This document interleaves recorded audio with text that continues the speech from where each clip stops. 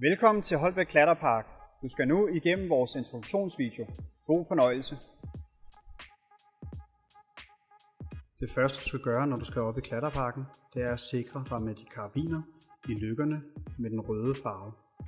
Så må du tage en af og sætte højere op. Så vi arbejder hele tiden med en karabin ad gangen. Når du kommer op til platformen, finder du igen en wire med den røde farve for at sikre dig. Hos os er det vigtigt, at karabinerne vender modsat op på wiren. Dette gøres ved at sætte den ene karabin op fra og sætte på wiren, og den anden nedefra og sætte på wiren. Når du møder en bremseklods, løfter du forsigtigt karabinerne over bremseklodsen og bevæger dig videre. Imellem hver platform må der kun være én person på ad gangen, der går ud på selve aktiviteten. Når du kommer over på den næste platform, sikrer du dig i trekanten. Der er altid masser af plads, og det er markeret med rød farve. Den næste forhindring er et sted, hvor du skal ud og lære at styre, og her skal vi også bruge rullemarie.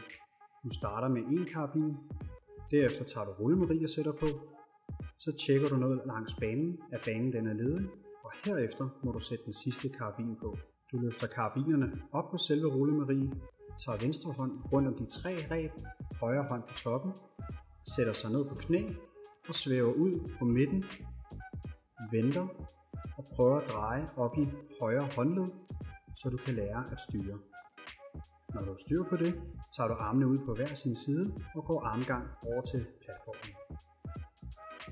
Når du kommer op på platformen, tager du karabinerne af rullemarien, sætter en karabin og sikrer dig ind i trekanten, tager derefter rullemarien, sætter den tilbage i udstyrslykken på din højre side og giver en klarmelding til den næste i køen.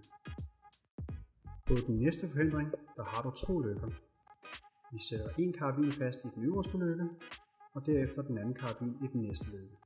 Tager fat i det store reb og går stille og roligt over stigen til den anden side. Når du kommer over på den anden side, tager du en karabin af og sikrer dig ind til træet, og tager derefter den anden karabin og sikrer dig ind til træet, og slipper rebet, men giv lige en advarsel til den, der står den næste i køen. Den kommer hurtigt tilbage. Nu skal vi til den rigtige svævebane. Vi starter med en karabin, derefter så tager vi rullemarie på, venter med den sidste karabin, indtil vi ved, at der er fri bane, så sætter vi den sidste karabin og giver den øre, så den kan køre. Venstre hånd samles om de 3 reb og højre hånd på toppen.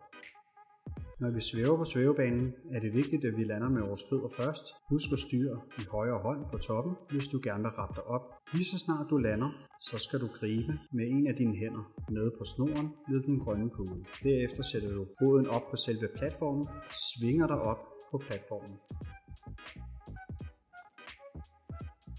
Nu skal du ned fra klatreparken. Der er der et reb med den røde markering. Hvis der kun er én lykke, skal vi have begge karabiner igennem modsatrettet, så de vender hver deres vej. Den røde lykke skal være så høj som muligt. Ikke hold fast i rebet, den skal nok følge automatisk med dig, men så klatrer du bare ned ad stigen. Når du kommer ned på jorden igen, tager du karabinerne af og sætter i snoren, som tilhører til rullemarien, sådan så vores karabiner ikke får snavs og alle mulige andre ting ind i sig.